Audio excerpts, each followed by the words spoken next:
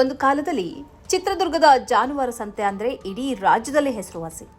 ಮುಂಗಾರು ಆರಂಭವಾಗ್ತಿದ್ದಂತೆ ನೆರೆಯ ಜಿಲ್ಲೆಗಳಿಂದ ಮಾತ್ರವಲ್ಲದೆ ಹೊರ ರಾಜ್ಯಗಳಿಂದಲೂ ರೈತರು, ವ್ಯಾಪಾರಿಗಳು ಇಲ್ಲಿಗೆ ಉತ್ತಮ ತಳಿಯ ಎತ್ತು ಮತ್ತು ಹಸುಗಳನ್ನು ಖರೀದಿಸಲು ಲಗ್ಗೆ ಇಡ್ತಾ ಇದ್ರು. ಆದರೆ ಇಂದು ಅದೇ ಸಂತೆಯಲ್ಲಿ ಮೌನ ಆವರಿಸಿದೆ. ಮಾರಾಟಕ್ಕಿರುವ ಎತ್ತುಗಳನ್ನು ಕೊಳ್ಳುವವರೇ ದಿಕ್ಕಿಲ್ಲದಂತಾಗಿದೆ.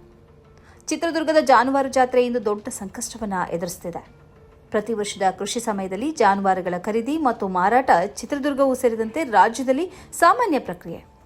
ಈ ಬಾರಿಯೂ ಉತ್ತಮ ಮಳೆಯಾಗಬಹುದು ಎಂಬ ನಿರೀಕ್ಷೆಯಲ್ಲಿ ಮೇ ಮತ್ತು ಜೂನ್ ತಿಂಗಳ ಮೊದಲ ವಾರದಲ್ಲಿ ಅನೇಕ ರೈತರು ಚಿತ್ರದುರ್ಗದ ದನಗಳ ಮಾರುಕಟ್ಟೆಯಲ್ಲಿ ಲಕ್ಷಾಂತರ ರೂಪಾಯಿ ಕೊಟ್ಟು ಅಮೃತ್ ಮಹಲ್ ತಳಿಯ ಎತ್ತುಗಳನ್ನು ಖರೀದಿಸಿದರು. ಆದರೆ ಮುಂಗಾರು ಮಳೆ ಸಂಪೂರ್ಣ ಕೈಕೊಟ್ಟಿರುವುದರಿಂದ ಎತ್ತುಗಳಿಗೆ ಮೇವು ಮತ್ತು ನೀರು ಒದಗಿಸುವುದು ರೈತರಿಗೆ ದೊಡ್ಡ ಹೊರೆಯಾಗಿ ಪರಿಣಮಿಸಿದೆ.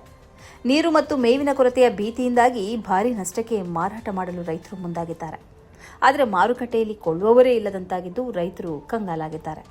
ಒಂದು ಕಾಲದಲ್ಲಿ ಸಾವಿರಾರು ಜಾನುವಾರುಗಳು, ಲಕ್ಷಾಂತರ ರೂಪಾಯಿಗಳ ವಹಿವಾಟು ಮತ್ತು ರಾಜ್ಯದ ಮೂಲೆ ಮೂಲೆಗಳಿಂದ ಆಗಮಿಸುತ್ತಿದ್ದ ರೈತರಿಂದ ಕಿಕ್ಕಿರಿದಿದ್ದ ಈ ಜಾತ್ರೆ ಇಂದು ಬರ, ಮೇವು ಕೊರತೆ ಮತ್ತು ರೈತರ ಆರ್ಥಿಕ ಸಂಕಷ್ಟದಿಂದ ತನ್ನ ಹಿಂದಿನ ವೈಭವವನ್ನು ಕಳೆದುಕೊಳ್ಳುವ ಹಂತಕ್ಕೆ ಬಂದಿದೆ.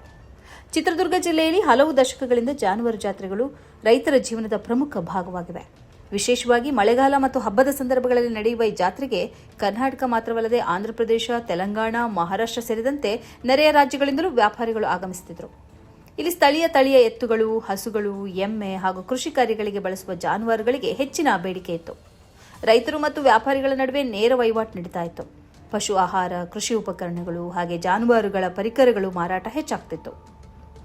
ಸ್ಥಳೀಯ ಅಂಗಡಿಗಳು, ಹೋಟೆಲ್ಗಳು, ಸಾರಿಗೆ ಹಾಗೂ ಸಣ್ಣ ವ್ಯಾಪಾರಿಗಳಿಗೆ ಉತ್ತಮ ಆದಾಯವೂ ದೊರೆಯುತ್ತಿತ್ತು. ಸಾವಿರಾರು ಕುಟುಂಬಗಳ ಜೀವನೋಪಾಯ ಈ ಜಾತ್ರೆಯನ್ನ ಅವಲಂಬಿಸಿತ್ತು. ಆದರೆ ಈಗ ಜಾನುವಾರು ಜಾತ್ರೆಯೇ ಬರಗಾಲದಲ್ಲಿದ್ದಂತೆ ತೋರುತ್ತಿದೆ. ಹಿಂದೆ 2015ರಲ್ಲಿ ಭೀಕರ ಬರಗಾಲ ಬಂದಾಗ ಮೇವಿಲ್ಲದೆ ಸಾಲದ ಬಾಧೆಯಿಂದಾಗಿ ಜಾನುವಾರುಗಳನ್ನು ರಸ್ತೆಯಲ್ಲೇ ಬಿಡುವ ಪರಿಸ್ಥಿತಿ ಬಂದಿತ್ತು. ಈ ಬಾರಿಯೂ ಅಂತಹದ್ದೇ ಸ್ಥಿತಿ ಮರುಕಳಿಸಬಹುದೇ ಎಂಬ ಭಯ ನಮ್ಮನ್ನ ಕಾಡ್ತಿದೆ ಅಂತ ಸ್ಥಳೀಯ ರೈತರು ತಮ್ಮ ಅಳಲನ್ನ ತೋಡ್ಕೊಳ್ತಿದ್ದಾರೆ. ಮುಂಗಾರು ಕೈಕೊಟ್ಟಿರೋದ್ರಿಂದ ಮುಂದೇನು ಎಂಬ ಪ್ರಶ್ನೆ ರೈತರನ್ನ ಕಾಡ್ತಾ ಇದೆ.